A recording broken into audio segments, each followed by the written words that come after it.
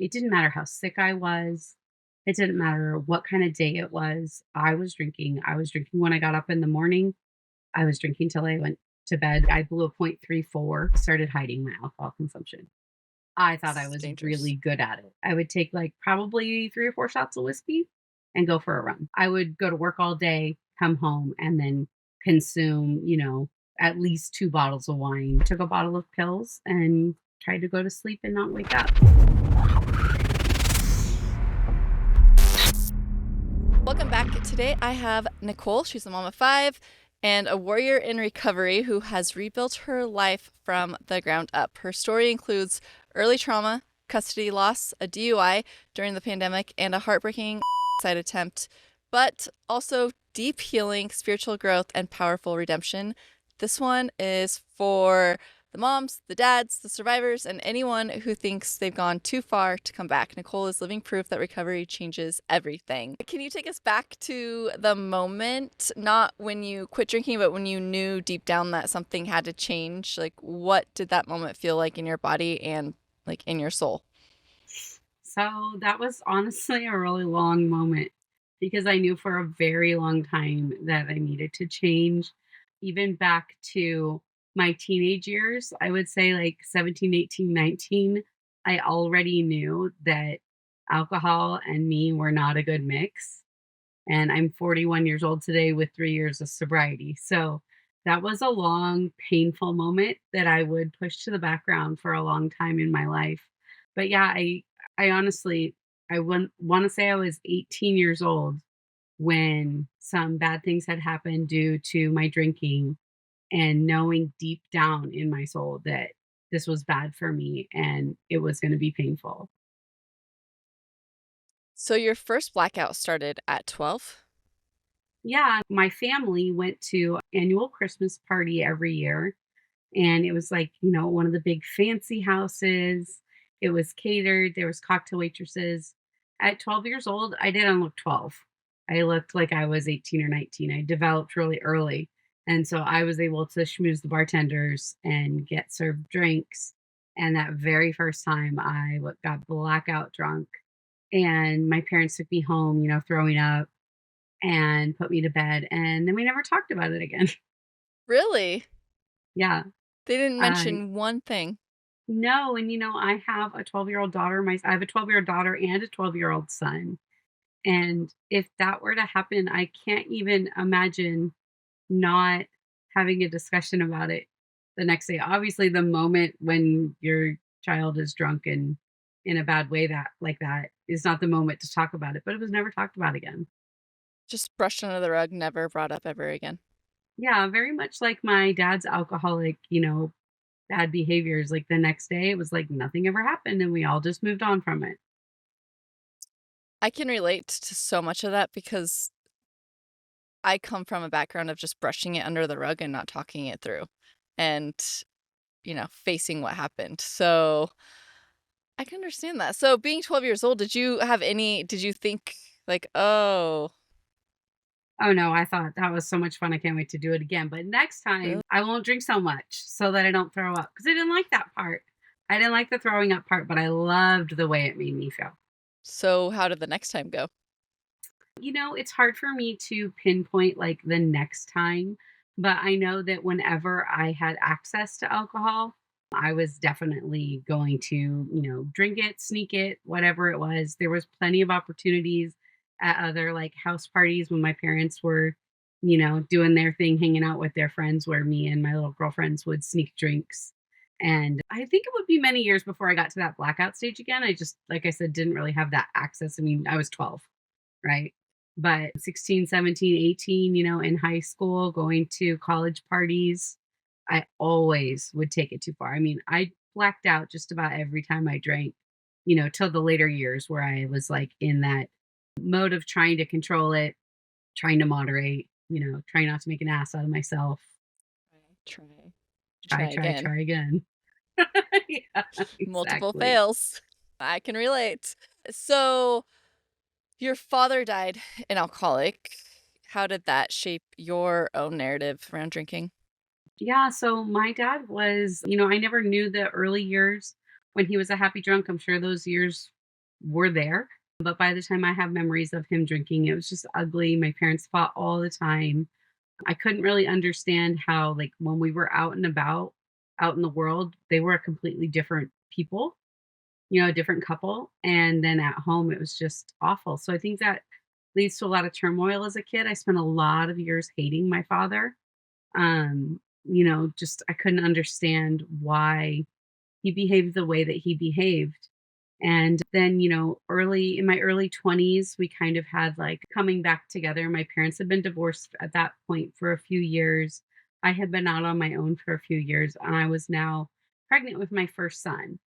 And so during that time, we kind of rekindled our relationship and started building a friendship that we had never had before.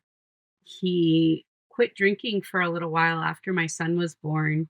We were at a party, and I think it was 4th of July. Jack was like 2 weeks old, and he wanted to hold him, and he had just had too much to drink, and I really quietly told him, like, "You're gonna hold the baby tomorrow, like, you've had too much to drink tonight." Like, I didn't embarrass him.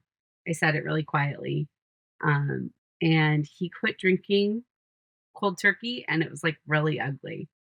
But we repaired our relationship, and he stayed what I would consider today as dry for about 8 or 9 months, and, would live for another year and a half, and I know he started drinking again, but I never saw him drunk again. Yeah, he was able to, keep it under wraps at home. He was able to come hang out with us for a couple of hours and not be a complete mess, and then, he would go home and do whatever he did at home, and ultimately, he died of sepsis and cancer and liver failure and all the things that were due to alcoholism. How old was he? 56. 56? Yeah, I'm so sorry. yeah. It's so sad when alcohol just ugh, I mean, it makes us become so selfish and, it just he could have had so many more years. I mean, obviously it's a really hard thing, but I mean, I'm glad that he at least got sober after your or dry um Yeah. for a little while at least to be able Yeah, to get to know your son. and, today I have a different appreciation for my dad and who he was.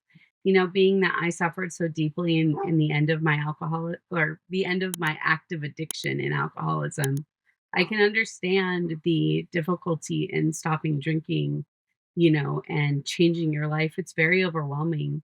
And he didn't necessarily have the support or was willing to reach out for the support that I was willing to reach out for at the end of my active addiction. And that's really sad, but it is what it is. So I don't have negative feelings about him anymore. I definitely, had a lot of, oh, what's the word? I can't even think of the word. Resentment. Thank you so much. Resentments for him, like, especially with my childhood years and stuff, but through program and working on those things, I have let all of that go, and that's been a really healing journey that didn't start on day 1. Yeah, it's it's hard because you the day that you put the bottle down, you just expect for your life to just, magically be like, "Woo, magic Yeah. carpet," and it doesn't work that way.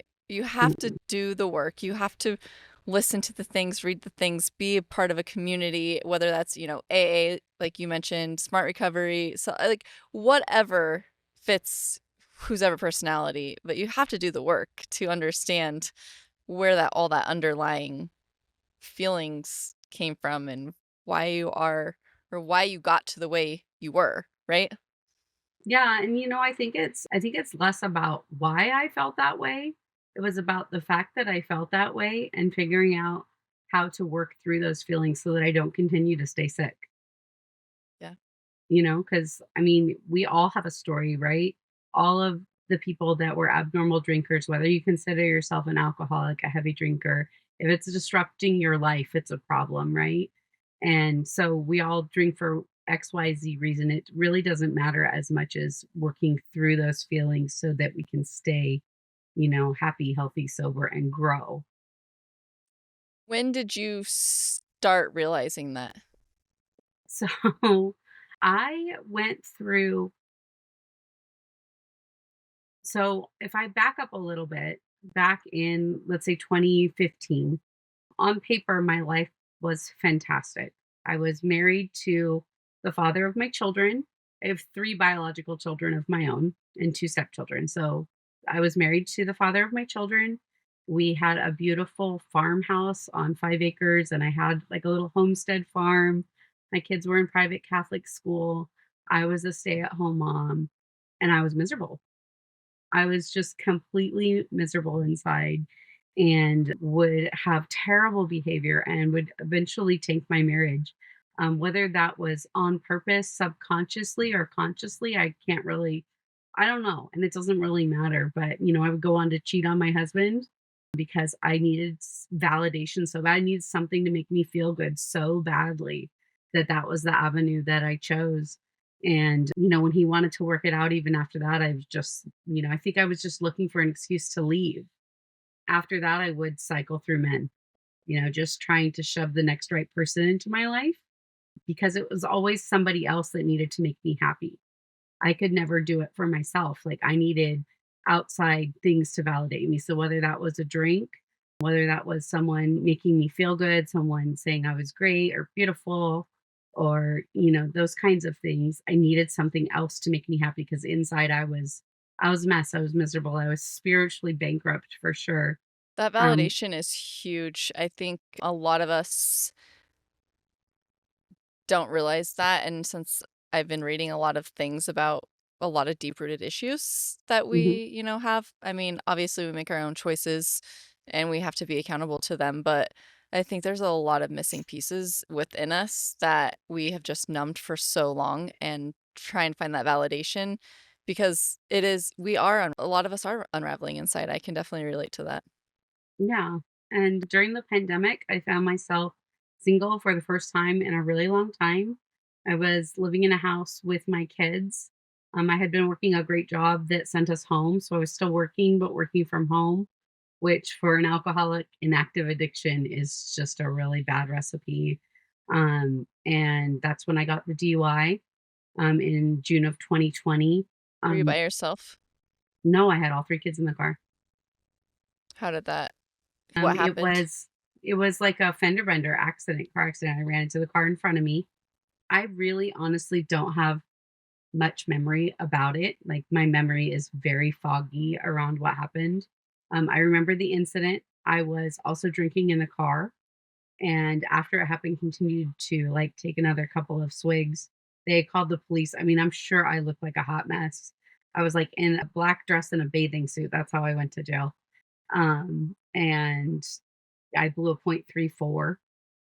Now, again, that wasn't necessarily what I was driving at because, like I said, I did take some more alcohol afterwards. Wait, But yeah, so can we paint this picture a little bit? They pulled you over with your kids in your car, and then you also drank more?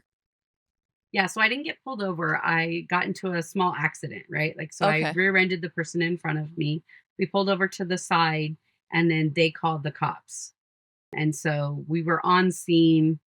And it was maybe 10 or 15 minutes. My car wouldn't run. So it was 10 or 15 minutes before the police showed up. But in between that time, in between when it happened and them showing up, I took another couple of drinks. Did you think that I mean, obvious sounds so stupid. You probably Right. didn't think that one through, but what was going through your brain during that time? I'm just gonna did you drink it to finish the bottle and try to hide the bottle, or did you just not even think at all? It was in like my mommy cup, right? Um, Oh. but no, I didn't. Yeah. I think that I guess I didn't realize they called the cops. I thought Okay. like we were gonna be waiting for a tow truck and this was all gonna go away. It was just gonna be again swept under the rug, right? Like and I was gonna have to deal with, fixing my car. That's really what I thought. That's what I think the thought process was going. As soon as the cops showed up, I knew I was in trouble. I knew it immediately. And they wanted to do a field sobriety test and they asked me if I was drinking and I said yes, I was drinking and I said you could just breathalyze me. Oh, so you were so the cop shows that I watched, people are not that willing. Yeah, no, I knew I was I mean, I knew I was screwed, and so they took me to jail. I had a boyfriend with me at the time, and he took, my kids in an Uber home, and I went to jail, and I got bailed out, I don't know, maybe 12 or 15 hours later. And, a friend came picked me up and brought me home. And that wasn't your rock bottom. No, it wasn't my rock bottom. My, Well, we'll definitely get to that, but, yeah, no, did you get what charges? I mean, with your kids in the car, what did you get charges for that? yeah, absolutely. So there's a difference between a charge and what you're convicted of, right? Or what you plead to, which is what, in my case, there was a plea deal agreement. But what they charged me with was DUI, driving under the influence, an aggravated charge for the high blood alcohol level, as well as felony child endangerment. All things that are completely valid, and scared the hell out of me. It was during COVID, so things were kind of delayed, and I didn't get paperwork for a long time. And in my alcoholic brain, while I'm still drinking, I'm like, oh, well, maybe they lost the paperwork. Maybe it's just going to go away. Well, it didn't go away. When I realized the severity of the charges, I went to court for my arraignment. When they just like kind of say it out loud and ask you what your plea is. If you plead guilty or not guilty, I guess you're always supposed to say not guilty. Um, they had assigned me a public defender that actually had a conflict of interest. There was a previous case, again, due to alcoholism, that I had been a witness in a case that in a defendant that he was defending. So I found at the time I lived in like a big old country town, and it was kind of the good old boys club in the court system. So I found, an old white attorney that had been, in that court system for a long time, thinking that, I could do my best to manipulate by using this guy. So I hired him. I gave him $1,500, and he told me he would arrange a plea deal, which is what he did. He arranged a plea deal. So they wanted me to serve 60 days in jail. Um, I can't even imagine. I mean, I know people do that every day. I can't imagine. At the time, I still had my job. So he was able to plea everything down to misdemeanor, so no felony. And I was able to do alternative sentencing, which is an ankle monitor. So I did 45 days. It was what the sentence was because they gave me however much time for the hours that I spent in jail. And ultimately, I had to do 21 days with the ankle monitor on. What does the ankle monitor do? I guess it just tracks your location. I honestly thought it would be about a year before I actually had the ankle monitor. Oh, And when I say that I thought that that would be my doorway out of alcoholism, I truly thought that. I thought like, okay, I'm not going to be able to drink when I have this on. That'll give me 21 days. That's the most time I've been sober since like being pregnant. And that'll be the start of my journey. I went to get the ankle monitor that day, and it does not monitor alcohol. It just monitored my location. So I drink. what is I did a podcast with somebody else that had an ankle monitor too because of alcohol. I don't understand. I mean, I'm not in law, so obviously I don't understand why they put an ankle monitor on you if it's for alcohol and they want to monitor your alcohol. Well, I think it's called a scram bracelet, and you Yeah. you cannot drink on it because it, detects the alcohol in your skin, I guess. And part of my plea deal was I wasn't supposed to drink. So I thought that, the ankle monitor would be monitoring my alcohol, but they didn't give me that kind. So I drank through the whole 21 days. Yeah. Interesting. So it wasn't, I guess they hadn't ordered the kind that monitors alcohol. Oh. So why do you think that wasn't enough to stop during that time? I think that the guilt and shame that I felt was just overwhelming. The DUI happened before I met my current partner. You had asked me earlier about, when did things really start to change? My partner is a total normie. He's one of those people that can take or leave alcohol. He might have a drink a handful of times a year, if that. If we're at like a big wedding, that's like his best friend, he might have a drink or two. But really, that's it. So really quickly, my behavior became glaring. Like I always had been with people that drank like me, and he wasn't like that. How'd you So find him? Facebook dating, Oh, yeah. And he's a wonderful guy, and we really hit it off really well. I did a lot of controlling in those first couple of weeks of dating, and so My behavior was out of control, and he was, like, not having it. And I said, Okay, I'll quit drinking. I know that I have to quit drinking. I've been saying it for years. I'm gonna do it." And unfortunately, without reaching out for help, without doing anything, with just saying, like, "I'm gonna stop doing it," what that really meant is I was now gonna start hiding it. So, I started hiding my alcohol consumption. I thought I It's was dangerous. really good at it. We all think we're really good at it. Yeah. And Megan, when I tell you that I was drinking more than when I was drinking out in the open, I don't even know how that happened. It was like the secrecy of it. So it's like you're trying to get it in while they're not here, or just it all wrapped up to a lot more guilt and shame. So in November of 2021, everybody was done with me. My parents, I say my parents because my stepdad has really stepped into my life as a second father. So my parents, my partner, my sister, even my ex husband, was starting to squawk about the kids being around me. What So what did the day look like? I mean, like they really caught on, obviously, but what did your day look like? so at some point I lost my job. I lost my job because I wasn't doing a very good job. Right, I was drinking all day and I just wasn't doing a good job. So I literally was home all day, and when my partner would be at work, I would be drinking, and then I would try and stop, a couple hours before he got home. I was not usually successful at that. And, he would come home and I would, put on like, the Stepford housewife face and make dinner and, run around and we do things with the kids. And, then everybody would go to bed and I would drink at night also in the middle of the night. So it was Take a just, couple hour break. yeah, basically. But it was just a bad scene. There was nothing good about it. So I eventually said I would go to rehab. Honestly, I feel like I just wanted to get everyone off my back. I really wasn't ready at that point. I wanted to be ready. I was in that like wanting to want to stop phase. So I knew I needed to. I knew that this wasn't the kind of life I wanted to live. It wasn't the kind of mom I wanted to be, the kind of, daughter, sister, partner, like none of it. Like it wasn't who I wanted to be, but I just didn't know how to stop. So I went to treatment, an inpatient treatment. And after 26 days, I thought that, they had taught me all they needed to teach me and I was getting the hell out of there. I had like a very minor, like disciplinary action where they were going to take away my phone privileges, not a cell phone. It was like the kind of place where you can use a payphone to call home. And I was just done with it. So I went home. I stayed dry for 47 days before I relapsed again. And the next 8 months is just really a blur. It's just really a blur. It was just all really bad. And that's what led up to my ultimate rock bottom. Before we get to that, I want to ask about your drinking in your early adulthood when going through pregnancies and stuff. How was that? I mean, if you couldn't barely go 21, 47 days, how did you make it 9 months?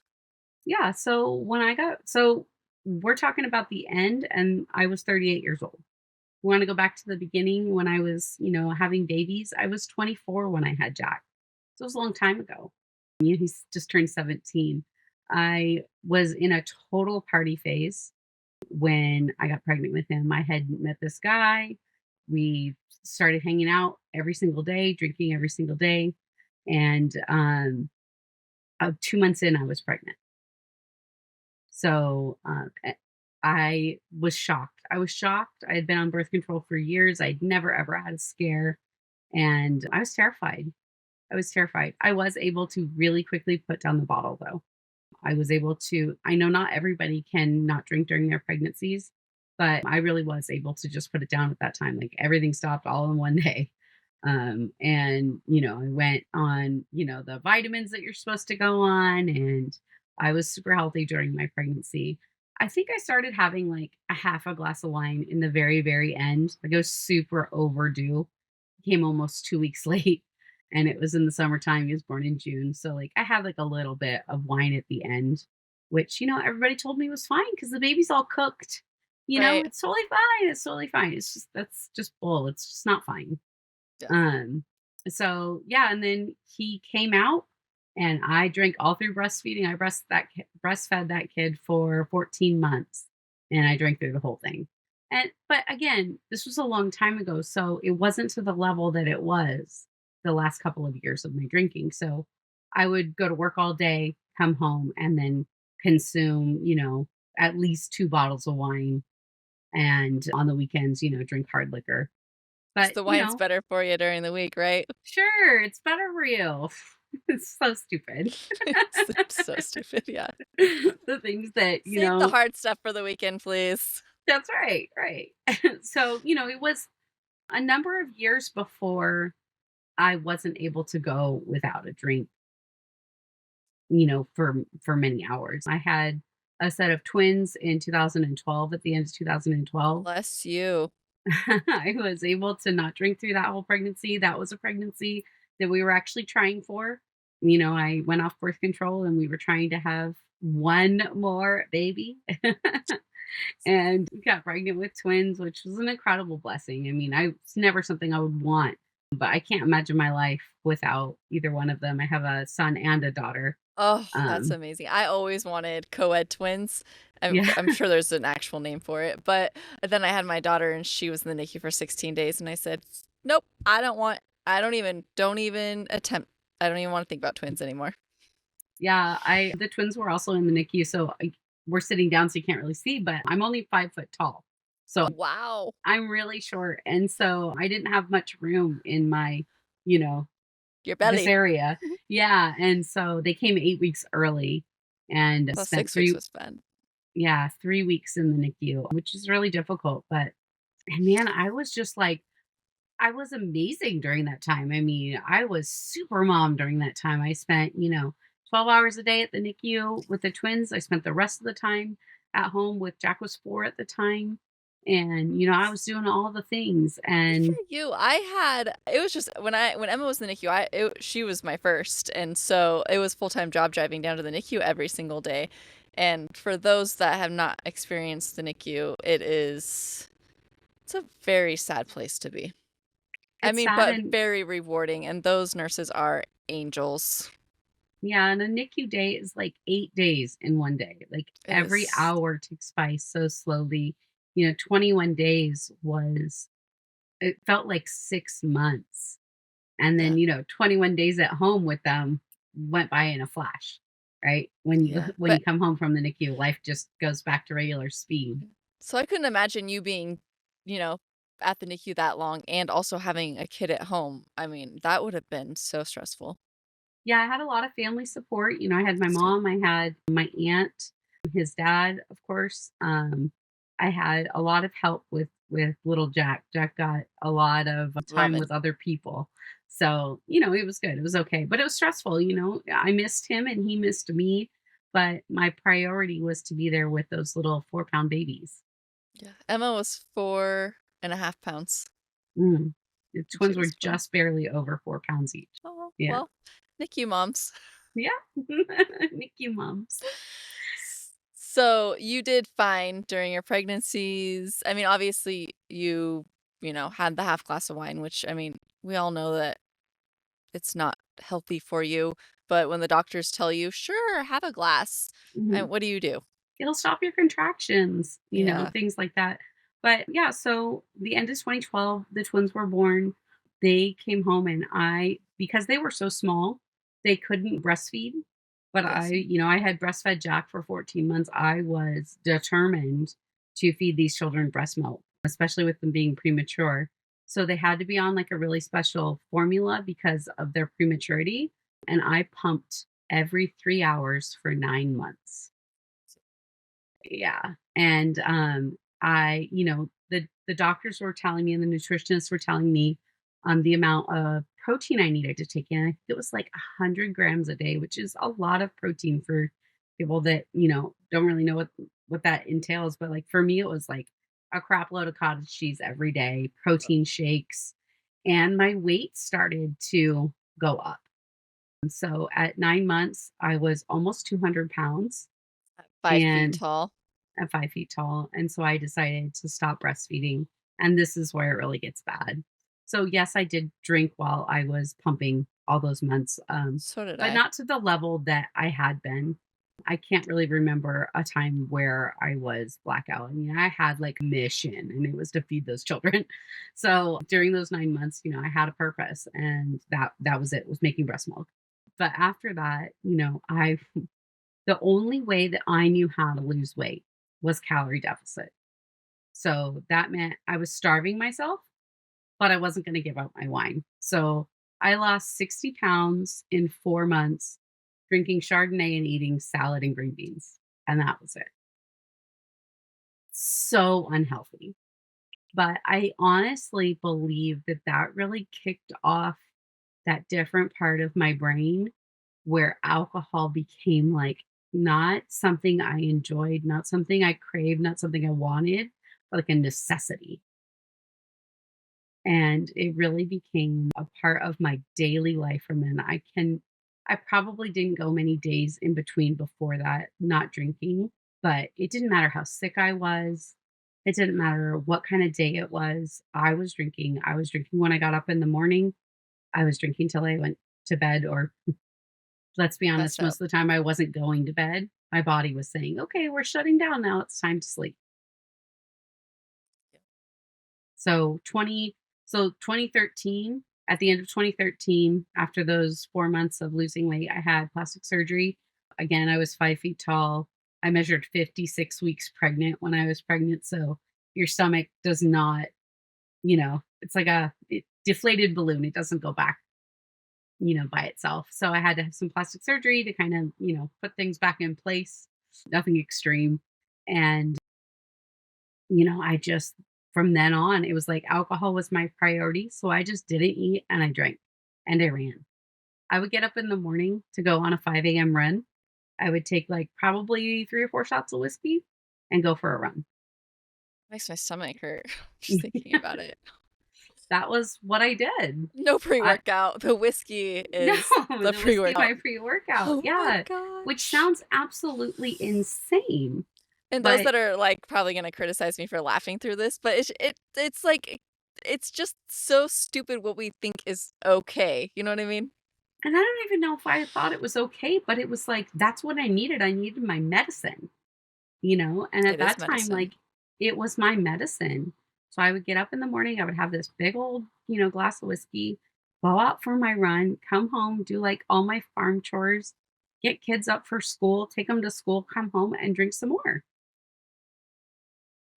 And that went on for years, through my divorce, through, multiple men in between, the current partner that I have now, who we've been together almost 5 years. And like I said before, he's amazing. He's really a wonderful person. And I know that I didn't quit drinking for him, but it was partially, the example of the person that he is and the father that he is that made me want to change. So maybe that was just the catalyst to it, because I was surrounding myself with toxic people, and he was the first person that I put in my life that wasn't bringing me down like that. It's so unfortunate how we do put ourselves around so many toxic people. I mean, there's so many people that I wish I could just never remember, but, I mean, alcohol made me do stupid things and put me in stupid places. So, I mean, yeah, I know that I have to own up to my own, like, alcohol stupid choices, but, I mean, we when you put yourself around toxic people, what are you gonna get? Toxic outcomes. Yeah, and to just for a side story and to make a really long story short, during that time when I was a stay-at-home mom and I was married to my husband and I had my farm, and I met a friend who was also a stay-at-home mom who lived in the same area, had property as well, and we would get together every day when the kids were at school and we would drink, and then we would play like Russian roulette with who was sober enough to drive to go pick up all the kids from school.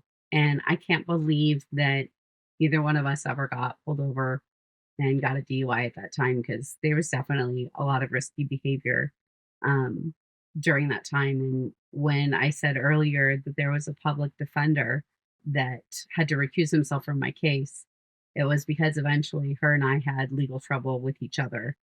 and she was arrested for making threats against me and my children after we had had a falling out, and all of that was fueled by alcohol. All of it was fueled by alcohol.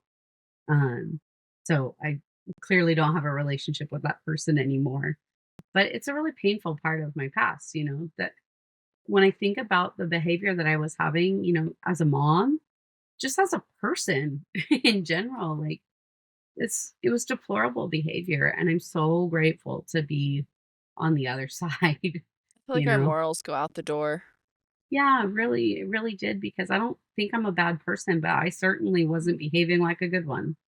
Yeah, I can relate to that one. I had a really close friend. We were like, I don't know. I've done videos and cried about it, but I had a friend. We had a falling out because of alcohol, and it's like we have freaking children. Our children were supposed to grow up together, and I mean, it's just really unfortunate. I mean, legal didn't get involved, but security did. I actually have another friend that I had a much less close relationship, but a neighbor that I was close friends with, drinking buddy. But we really enjoyed each other's company, and we had a falling out over alcohol. I think that, I said some nasty things one night that I don't even remember, honestly. And she completely cut me off after that. A decade later, she brought me to one of my very first AA meetings. That gives me goosebumps. Yeah, she reached out to me on Wow. social media and she said, some of the things that you've said, are you in AA? Um, and she said, I'm part of AA and I'm almost a year sober. And I had reached out to her. It was after the first time I had gone to rehab, but I wasn't sober at the time. And she came to the hospital when I was in the hospital, and then she was one of the very first people I saw when I got out of treatment for the second time. So full circle moment. I still have goosebumps. Yeah. Um, that's amazing. So that day in July of 2022, can you tell us what led to that moment? Yeah. So, I had gone through a pattern about the 6 months before of moving in and out of the house. I would move up to my mom's when things would get really bad. And then I would, stop drinking and get a couple of weeks. And then he wanted me back. So I would move back home. At this time, my children weren't staying with me. Their father he didn't take me to court to take away custody, but he said, they're not coming anymore. It's a mess over there. They're not coming. And so rather than deal with that, I just covered that pain with more alcohol. So it was a really difficult time for me emotionally and personally, and I didn't know how to deal with it. I didn't have the tools to know how to navigate that, and I was terrified to ask for help. So I had moved in and out of the house a few times, and on this particular day in July, I had been back at home for a couple of weeks. I had 20 days sober, dry, I guess, and my partner had gone to work for the day and everything had been so great. Things were just good. Like we were vibing, you know. I mean, I was ignoring the things that weren't good. Like I was ignoring the fact that my children weren't home with me. I was ignoring the fact that my sister wouldn't speak to me. I was ignoring the fact that I didn't have a job, that I had no direction going in my life, but I was telling myself that everything was really good. So he went to work and it was a Monday. And I thought, I'm just going to get a small bottle and I'm just going to drink a little bit because I feel so good. Like I could probably have just a little bit. I could moderate. This time is going to be different. This time I'll be able to moderate. And I had been getting really involved in my stepdaughter's softball. And I was supposed to be the manager of the team that year. And there was a big meeting that night. And I got drunk. I drank the whole bottle. I didn't drink half of it. I didn't drink a little bit. I drank the whole bottle. Did not moderate because that first I drink. did not moderate. No, because I have no defense against the first drink. It's the only one that I can control, and I can only control it by not taking it. Ooh, it Um, is the only one you can control. That is yeah. that's like a quote right there. Yep. The first drink is the only one I can control, and it's just by not taking it. So he came home, he took one look at me, he knew I was drunk, and he all he did was leave the house and he went to that softball meeting in my place. But I knew it was just a look on his face. Like he was just done. How do you stay with someone that just keeps drinking over and over and over again. And, I've heard people talk about being a functional alcoholic. I don't think there's such thing. I think that's a false statement. I don't think we're functioning when we're drinking, whether it's heavy drinking or whether it's extreme alcoholic drinking in the way that I was doing it. Because there was many years where you would just have considered me a heavy drinker, but I wasn't functioning on all facets. I wasn't spiritually fit in any way. Yeah, I'm Catholic. That's great. That's not the same thing. Going to church every Sunday and putting on a pretty dress and, making a show for everybody else is not being spiritual. It's not having a relationship with a higher power. It's just not. So he came home and he left, and I didn't see any other way out. I wasn't killing myself fast enough. So I took a bottle of pills and tried to go to sleep and not wake up. And fortunately, and obviously, it didn't work. It started to make me a little bit loopy. I started texting people, messages like, "I'm so sorry and I love you."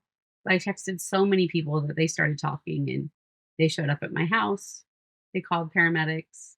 When the paramedics got here, I was able to snap into pure, clear conscience and answer all of their questions. They're asking you questions like, "Who's the president? What day is it? What year is it? And how old are you? And what's your address? And what's your phone number?" And, things to figure out where you are. And I was able to answer all their questions. I wouldn't admit that I had done anything to try and harm myself. So they looked at my mom and they said, "There's nothing we can do. Like, we know we should take her, but we can't." So they left, and I left with my mom and my sister. My sister at this point hadn't spoken to me in 3 years, and she was mad as hell. She was mad as hell. And I left with them, and in the car, I started seizing and throwing up and seizing. And so they took me to the hospital at that point. Your sister wasn't too mad at you then. She was probably scared. I and honestly, I think the anger was fear, was more Yeah. fear anyways. She didn't want her sister to die. I'm her Oh, older that's so sister. sad.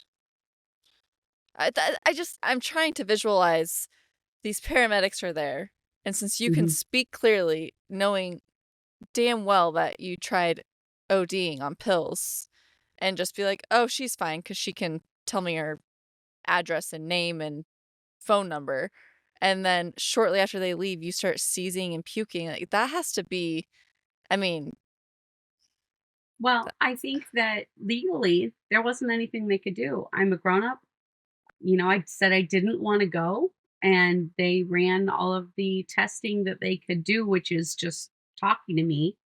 And they couldn't make me say anything that warranted them putting a 5150 on me and taking me to the hospital. so So, what happened in the car so ride? I started throwing up and I started seizing. So they took me to the emergency room. I honestly don't have much memory about it. My mom tells me that there was a time where I seized so hard she thought I died. Um, I spent,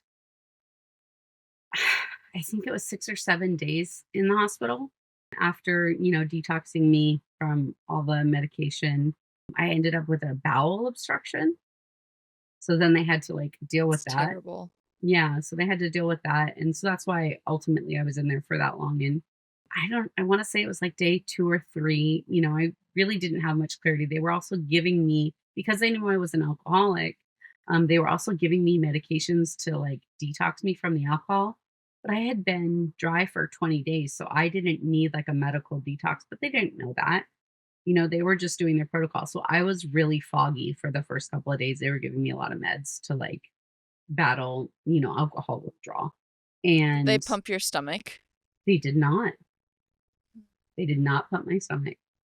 Um, they just let me get through it. They monitored me and let me get through it. And I was hallucinating at certain points. I was hearing people that I knew weren't there. So like it was so strange because I knew I was hallucinating. Um, but it was still happening. So it's like you were going through DTs, but it was because of the pills. Because I Yeah, mean, you were dry for that short amount of time, right. so there's no way that it could've Exactly. So it was just a very interesting. strange situation. But so anyways, it was on like day 3 or 4, I think, when my mom came to me, and apparently there was a whole like back planning behind this conversation, but she was going to approach me about going to treatment again, and my family was fully prepared to have like bottom lines and boundaries and things that they weren't willing to do anymore if I wasn't going to go to treatment. And the moment she opened her mouth, I was like, "Yes, I'm ready. I want to go." And so, where I had gone to treatment locally in the past, that first time, they sent me about an hour and a half away to a place in Petaluma called Olympia House, which is just the most amazing treatment center. There's no fluff and frill, but it is beautiful there in the area that it's in. It's on like a 150-acre dairy farm. So there's like wildlife and farm life, around. And I was ready from day one when I got there to like take all the suggestions, to hear all the things, to do all the things. I was no longer going to try and do this my way. I was no longer going to try and control it because I knew that this was my last shot. This was my last shot. I mean, here I was trying to end my life because I was in that much pain. And here was an opportunity now to get better. And from day one, I was ready to go, ready to go. Do you think since you were ready, you could have done it without treatment, or what was different about treatment the second time? No, I definitely needed the break from life. And honestly, like for anyone that's in a situation where you're afraid to go to treatment, or you think like, my job or my kids or my dog or my cat or my whatever, like treatment offers you not just the education of like learning about your brain and how to stay sober and tools, it offers you a break. It offers you a break from your life. Like we get ourselves in these situations where we're just doing the same cycle over and over and over again, hoping for a different result. So it literally takes you out of your life and gives you a break for 30 days to where you can purely focus on yourself. And that may sound very selfish, and it is. I believe that. Like early recovery is about being selfish because Yeah. you have to be. You have Mhm. to be selfish. You have to finally get down to causes and conditions and figure out how to change your life. But And that only comes with help. I think that we have a right to be selfish regardless if we're 1 day or 1,000 days because we have to protect ourselves. So I mean, yeah, we are selfish because we have to be selfish. Yeah. Like we have to Yeah. protect us at all costs I mean, Yeah. because we wanna be better for everybody else. So, I mean, Yeah. And, I don't disagree with you. I really don't. But I do definitely think that that early part of sobriety is, for me, very anyways, it was 100% about me and getting better because if okay. I didn't do that, I wasn't going to be good to anybody else. Yeah, you know?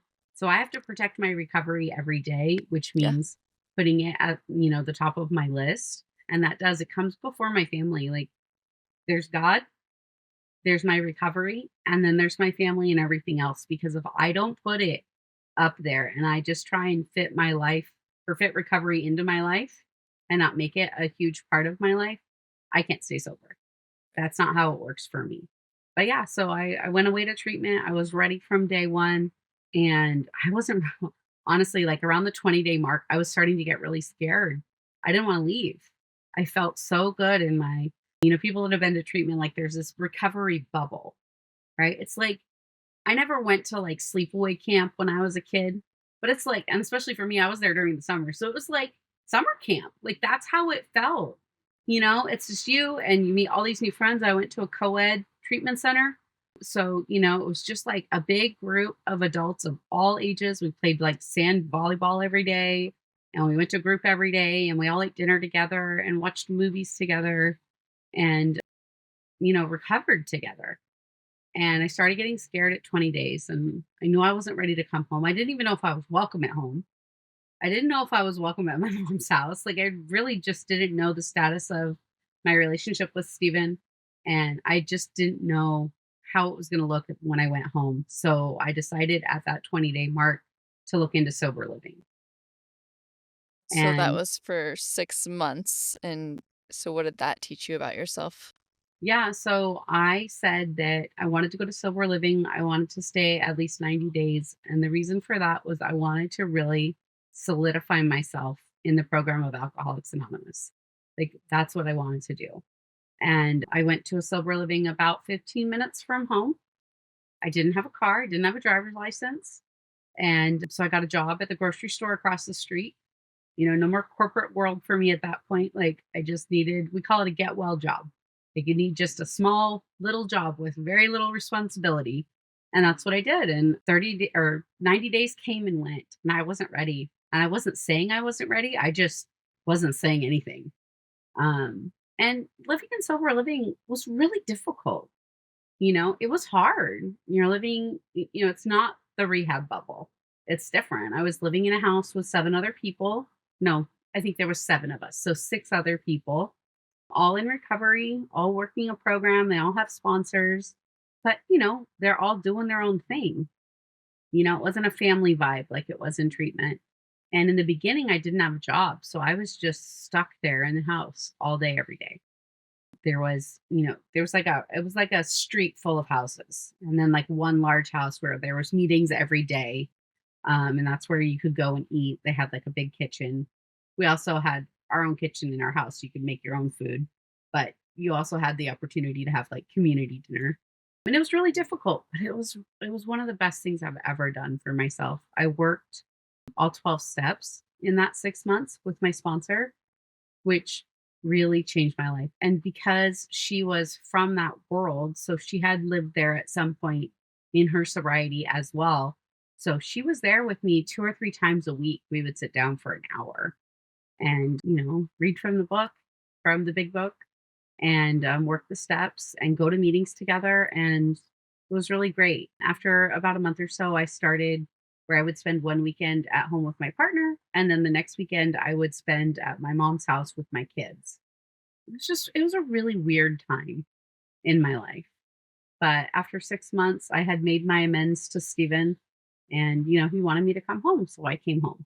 And that was in February of 2023. And I've been home ever since. Sounds like I mean, I'm just trying to paint the picture of what sober living looks like Yeah, it's as just like a house with, so like in each bedroom. So I lived in the master bedroom with 2 other women. So I was sleeping in a twin bed, and there was 2 other twin beds in the room. We shared a bathroom. I never went to like I never lived in dorms in college, but I imagine it's kind of like that. But everybody's sober, everybody talks to each other. Like, I remember, this is kind of funny. So I was having a resentment about my roommate's curling iron because when she would leave for work, she would unplug it and she would leave it on the counter. And in sober living, you're not supposed to touch other people's stuff. Right? That's like number one. Like, you don't touch people's stuff in the fridge. You don't mess with people's stuff. You just don't do that. And so I was getting mad. She was leaving her curling iron on the counter because it was hot, right? And so finally one day I came to her and I said, "Stephanie, we have to talk." And she goes, "What's the matter?" And I said, "I'm having a resentment about your curling iron." And she's like, "Oh my gosh, why?" And I was like, "Because you just leave it on the counter. Like, you don't even put it away." And she's like, "But it's hot." And I said, "Okay." I said, "When you leave for work and I get up to get ready, would it be okay if I put it away once it cooled down?" And she's like, "Yeah, that would be totally fine." And I'm like, "Okay, great." And that was it. You know, communication. Imagine that one. communication. But, in my form, like, let's say that was a situation where maybe I had roommates or something many years, like, I would just call her a bitch and say all kinds of things behind her back, like how selfish she was, just leaving her stuff out. You know what I mean? It's Over just, this, like, the littlest thing. yeah. So Man, just you like, would hate to come to my house. I mean, it's always so, hot. I'm like, should I put that away or should I leave it? so literally, like, I think that this, I don't mean for this to sound condescending, but I think that we learn everything in recovery that we should have learned in kindergarten. How to get along Good with way. others, how to be kind, how to put other people before ourselves. It's Yeah. just things that, like, I don't know. For me, I believe I was born an alcoholic. I believe I traumatized myself over the years with things that happened to me and things that I did also, that traumatized me further. But I believe I was born this way. I believe my brain is different than other people that aren't alcoholic, that don't suffer from this disease. And I really, my brain is not rewired. I just know how to not act like a jerk anymore, you I know? think that part, I think is because we're a little bit more collected when we get angry, that we don't automatically just burst out to anger, Yeah. and we can Yeah. like, I can "Oh, maybe I should pause. think about." Yes, I can pause and think about this and say something a little less mean, or I don't say anything at all, or I just don't ever put myself in a situation and just never talk to people that make me mad anyways, so Yeah, I don't know, there's that too. the biggest thing honestly is not saying the thing. Like, I Yeah. was the kind of person that if you were screwing up, I was gonna tell you. And by the way, my way was the right way to do everything, like whether it was loading the dishwasher, whether it was driving the car, like I knew the best way to do everything. And today, even if those thoughts creep up, like, oh my gosh, I can't believe he's doing it that way, I don't have to say anything today. I don't have to be the person that's like, "Why did you do it this way?" I can be the person that just doesn't say it. It makes my life so much better, and I don't then, like, you know, scheme about, like, how I'm gonna get back at someone. Like, it's just like, "Okay, like, whatever, that's a weird way to do that," and I say that in my head, you know? And then I move on from it. It doesn't rule any space in my head anymore, you Yeah, know? the patience part wi of s you know, quitting drinking is pretty huge, I mean, for me, it was. Oh, I yeah. learned that my patience was 0 to 60 in, like, 2 seconds if I was drunk, and now it's like, breathe, work Yeah. through it, think about it. Let's just load the dishwasher, and then, like, an hour later, I'll go and fix it. Yeah, and, I never had patience my whole life, like, even as a little girl, like, my mom would tell you that I never had patience for anything, and I think I was about a year and a half sober, and my aunt was visiting, and I was talking to her, her name is Anna, but I call her Ziana, it's an Italian thing, that's how I address her, so I said, "Ziana, I have patience today," and she just looked at me, and she goes, "I don't believe it," and I looked at my mom, and I said, "Would you tell her?" And she goes, "Anna, she's pretty damn patient these days," and she goes, "I can't believe it, Nicole, that's amazing," because I really that from the time I was a really little kid, I was just always frustrated. I think I was just born frustrated, you know? And nobody did anything the way that they were supposed to do, and I didn't feel the way that I thought I was supposed to feel. I didn't feel like I belonged, you know? I always had to, like, control. That was, like, my way of feeling maybe superior, but really just trying to figure out how to feel right in the world. And drinking just tries to numb that feeling and escape that feeling, Yeah, and I don't even but know if heightens it. numbing it's the right word. I think it's just I wanted to feel different. I didn't Yeah. wanna feel whatever it was that I was feeling, and alcohol made me feel different, and I liked that.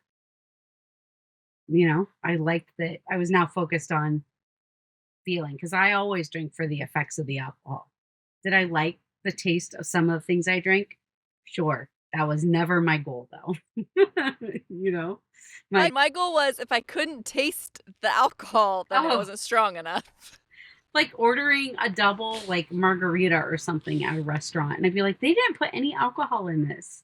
So I'd order Same. like an extra shot on the side and Yeah. pour it in there. Like it needed to like I needed to make a face when I took a sip. That was a good drink. Yeah. I had the guy at a Mexican restaurant come out one time and was like he's like, "How is it?" And I'm like, I don't really like, is there anything in this?" He brings out the bottle and, like, heavy pours it, and I was like, "Oh, okay, now we're talking." Yeah. But, I mean, just but then, there are some people that hate the taste of alcohol, and if they can taste it in their drink, they're not gonna drink it. I mean, for people like me and you were like, "No, we gotta taste the alcohol. Yeah, I want to I taste need it. that cringe face." Yeah, I need that validation that this is going to do something to me. Yeah. Yeah. Exactly, exactly. So, fast or where along okay, so the custody, Mhm. and you stayed sober through all that, and Yes. you've repaired your relationships. Yeah, so when I came home, before I came home, actually before I made my amends to so my partner's name is Steven. Before I made amends to Steven, I made amends to my ex-husband. Um, because we had a lot of history together and I had a lot to make amends for, through the end of our marriage.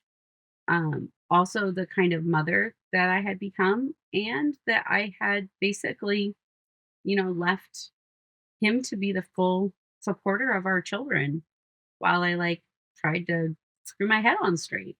He it was not like beautiful amends. He listened to me, he heard me, he said okay a lot. There was no hug or anything like that. Um, and at the end of it, I said, I'm gonna make my amends to Steven. And if it goes well, I think I'm probably gonna move back home and then, I'd like to start having the kids again. And so at this point, I'm 6 months sober. And I don't know about you, but when I was 6 months sober, I felt like amazing. I felt like this was I was going to be like this for the rest of my life. I was ready to take on the world. Like I felt so powerful at 6 months sober. Not that I don't feel that now, but like, when you think of 6 months, it's really not that long of a period of time when you back it up to 20 plus years of drinking, right? And many, many years of bad behavior. And he just looked at me and he goes, no. And I was like, what? And he said, if you move back home, I need to see you like doing okay at home for a couple of months. Okay, that's valid, right? And he said, maybe by April. I'm like, okay. He gave me a timeline, right? I said, okay. And, so I moved back home at the beginning of February. April came. I asked him about it, and he was like, I don't know. Now, because we never went to court for him to take custody away from me, it was kind of a difficult situation because I really didn't have a recourse, right? Like I couldn't go to the court to petition to have my children back because on paper I already had them. Um, so I did a lot of praying about it. I talked to my sponsor a lot about it. I talked to other women in the program about it. I mean, there is not a person that I have ever met, or okay, let me rephrase that. There is not a problem that I have ever gone through in sobriety that I can't find someone to talk to that's been through it, right? And whether that's Alcoholics Anonymous or that's a community of sober people, you're going to find that in community, people that have walked through the things that you're walking through that can help guide you. Whether they have a solution or not, that's not necessarily, the goal. It's just somebody to talk to about it, somebody that's been through it and somebody that had some kind of outcome. So by June, I was really frustrated. At this point, I was almost a year sober and I didn't know what to do. So I consulted with the courts and they told me that I would have to file a contempt of court because technically he was in violation of a court order. He was in contempt of a court order because on paper we had 50-50 custody and I was asking for the kids and he wasn't allowing me to have them. That felt really gross. Like here's this man that's taking care of my children full time for the last year because they stopped staying with me in May and I didn't get sober until July. Um, and my recourse is I have to like file a court order against him for contempt. That just felt really gross. And so I just went back to getting on my knees and praying to God about it.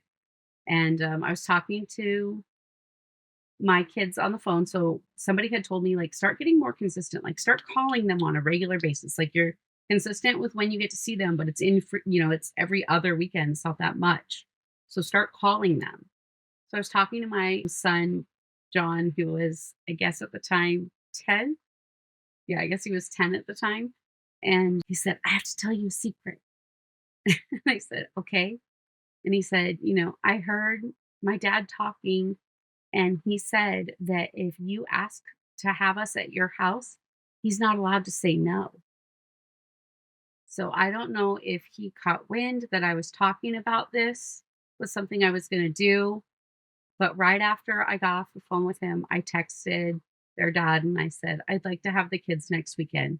And he said, "Okay, what time do you want me to drop them off?" And I have goosebumps right now because it was amazing. And I started having them every weekend. They were back in school, so I started having them every weekend. That was kind of like a trial, I think, for him. He still didn't feel safe. Like, as their dad, like, he wants to protect them, and so he was letting me have them every weekend. And then, they went back to school. So I had them in July, and then our kids go back to school super early. Like, they start next Thursday So do ours. here. Yeah. So then they were back in school, and I didn't have a car or a license. So, like, I can't take them to school. So, I just had them every weekend for a whole year. And then the next summer came around, and I said, for the summer, I said, let's start week on, week off. I think our kids are old enough to do that. That was never our parenting plan before. We had 50-50 custody, but it was a couple days here, a couple days there, back and forth. But at the point of last year, my oldest was 16 and the twins were 11. And I thought that they could handle week on, week off. So we started out last summer, and we've had it ever since. So Well, yeah, it's for been a you. whole year. Couldn't imagine. Oh man. No, it was one of the hardest things. And it's like, when there's something so painful, they can't even talk about it. You can't look at it. You can't Yeah. talk about it. So, like, my mom would sometimes ask me, like, so what's going on with, the kids coming home? And I would just start crying, and I would say, I don't want to talk about it. You know, it was the same when she would ask me, like, what was going on with the DUI stuff. I would just be like, oh, everything's fine. But everything wasn't fine. Like, I went through that in 2020. I didn't have my plea agreement and everything settled in court until the beginning of 2021. I think it was March. And they ordered me to do 9 months of DUI classes and a year, 52 weeks of parenting classes. And I didn't do any of it. The following March, I got a letter from the state of California telling me that they were going to revoke my plea deal if I didn't do my classes. And of course, at that point, now I'm what, 7, 8 months sober. And I was just like, freaking out. And I went to court and, told them I was sober. And so they gave me like a little bit of an extension to get enrolled in my classes. And then I got right on it right away and did everything. But that's how I was. Like, painful things I just wouldn't face. I couldn't face them. And it was so painful and so overwhelming to not have my children with me. It was just something I had a really hard time looking at. So ultimately, I just kind of kept pushing forward in my recovery and growing in sobriety and waiting for, my ex-husband to trust me again with them. That's And that's where I was. s- And I waited the time. I was patient. patient. Oh man. I was Mama so Bear patient. was patient. I mean, that's a pretty big one. Yeah, Good for you. thank you. So what does sobriety look like now versus the early days? Yeah, so today, I mean, I got my license back and I have a Yay! car. Awesome. And I'm really involved in Alcoholics Anonymous. So I have a sponsor and I have sponsees, which are just like the light of my life. Yeah. There's nothing like working with another woman to help her get through those early days and to walk her through the 12. The 12 steps for me were super transformative. And to walk someone else through that and watch the light kind of turn on in, their brain and their eyes, and like, to change their lives, to watch women change their lives. Because I'm not doing anything, I'm just guiding you. You're Yeah. changing your own life. But to guide someone through that is just the most beautiful thing. So I go to 2 meetings a week. I wish I could go to more, but my life is just so busy. So I go to a meeting on Mondays during my lunch break. I work like in the downtown area. And so there's a meeting across the street at a church. It's like a bunch of old guys and me, and I love it. Like, it's a great meeting. It's a book meeting. So we read from some literature and then we talk about it. And it's just become a really great part of my life, connecting with, like, it's a meeting I would never go to. It's a meeting I would never choose out of the list of all the meetings, but it's a meeting that happens every Monday right across the street from my work. So if it was more than 1 day a week, I would go more than 1 day a week, but it's just on Mondays. And then on Wednesday, so today is Thursday. So last night we had our birthday meeting at my home group, which is just really close to my house. It's a women's meeting. I got my 3-year chip last night. My mom Yes. was there. So that was really great. And, my sponsees and my sponsor. Um, it's such a beautiful thing to celebrate our milestones. And that's a big part of being an Alcoholics Anonymous is celebrating the milestones, whether it's, 1 day, 30 days, 90 days, 60 days, a year, more. We really celebrate those milestones because it's a big deal. Every day is a freaking miracle. There was so long that I couldn't get 3 days. So the fact that I have 3 years, I feel really blessed. So I have my meetings. I have a gratitude chat. I actually have two of them, one that I have with my sponsees and one that I'm in with like all my sponsee sisters, which just means like we all have the same sponsor. And so we have daily check-ins every single day. We have a chat and we all kind of do it at night, but sometimes throughout the day, like if somebody's going through something, they're like, "Oh my gosh, this is happening." And then we're all there to support each other. Um so yeah, so that's like basically what recovery looks like. I listen to a lot of sober podcasts during my work day. I work in an office, I work at a desk. I have like independent work, so I have my AirPods in all the time and I listen to a lot of sober podcasts and for me it's almost like a meeting sort of. It just kind of keeps recovery always at the forefront. I love hearing, other people's redemption stories, how they came out of it. There's a lot of podcasts that have people that, have been through a lot of things I never walked through, but the feelings are the same. Like I was never a drug user. Is that to say I never did any drugs? No. That was never something I sought. I never sought out pills or, cocaine or anything like that. But if it was around, I'm not saying I wouldn't have done it, Right. right? Because that's just the personality that I had. And but so I really enjoy people's redemption stories.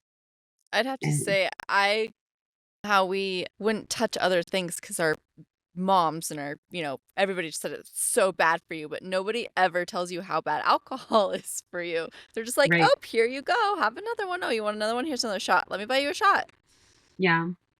And I think that like in my mid to late 20s, people started to say things to me like, "You really should slow down, Nicole." Or my mom would say, that your dad has a problem with alcohol. Like, you should be really careful. Never did anyone ever say to me, even like up until the very end, no one ever said to me, "You need to stop drinking."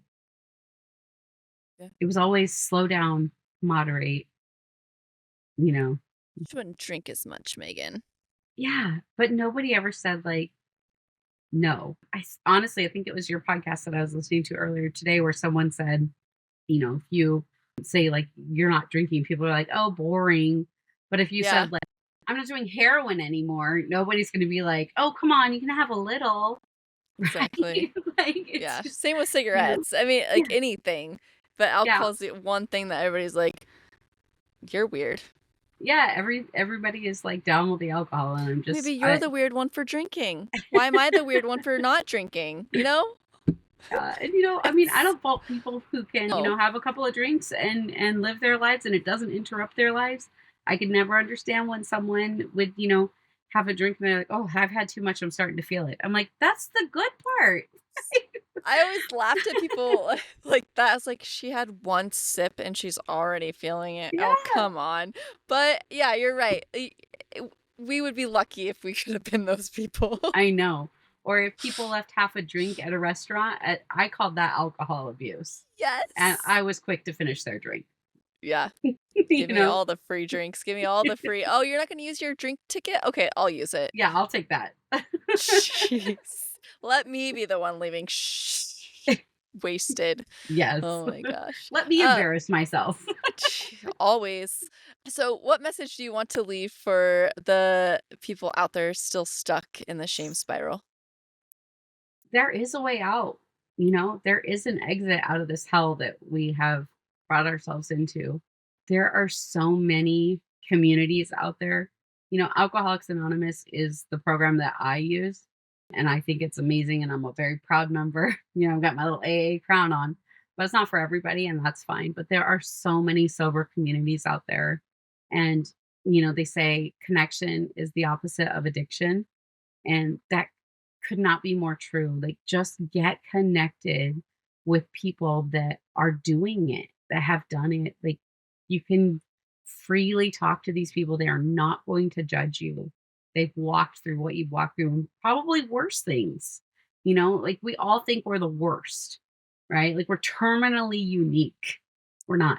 My friend the other day, sorry to interrupt you. My friend That's okay. the other day said, all those people that are calling you out, imagine what skeletons are in their closet. Yeah. Yeah. Right. Everybody has skeletons in their closet. Everybody has skeletons in their closet. We are all imperfect. And people that are trying to get sober, or are staying sober, walking through this journey of recovery, they will help you. You don't have to do it alone. I always thought that I had to figure this out on my own, and I was not successful doing it my way, trying to do it my way. It wasn't until I was finally ready to accept help that my whole life changed. I am not the kind of person that regrets the past. Yes, I did a lot of things in my past that I'm not proud of, but I had to walk through every single one of those things to be the person that I am today. And my story is my power now. It's my power to help the next person that's still suffering, because I've been there. I can help you, just ask. And so that's what I tell, people that I know, like, I'm here. Whenever I have a milestone, I always post on social media. And at the end of it, I always say, if you're still struggling out there, reach out, send me a message. I'm willing to chat. Yeah, I love that. So do you have a public platform that people can find you um, on? And I mean, I don't mind sharing my Instagram. It's my last name and then my first name, so it's Cargo Nicole. And I, share a lot of things about sobriety. I share my kids and my family, and like what a sober life looks like, because sobriety is not boring. You just remove the No. alcohol. That's it. And we went rafting down the river last weekend, San Sober. Francisco the weekend before that. And I could do all these things sober, remember all of it, and have a fantastic time. I know that is the biggest thing that gets me is it's boring without alcohol. What's so it's boring sitting around doing nothing, just drinking. When you're not drinking, you can actually go do stuff. So what's so boring about that? Right, and some of the best times of my life, I guess I don't remember, because that's what alcohol does to me. It completely wipes my memory. So, Yeah. I may have had a fantastic time, but I couldn't tell you about it. Yeah, exactly. Well, if anybody has questions for Nicole, drop them in the comments. I really appreciate you being here. And thank you for watching all my podcasts. I truly Yes, appreciate all the support that everybody gives me. I love the haters too because they fuel me. Got a lot that's of right, that leave those lately. comments, you get paid for those too.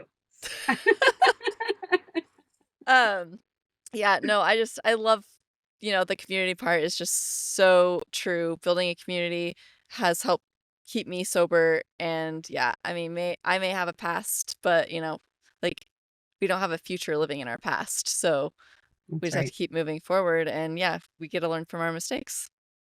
Yep, my past doesn't define me, but it does fuel me to be a better person every day. Exactly. Well, thank you so much. Thanks, Megan.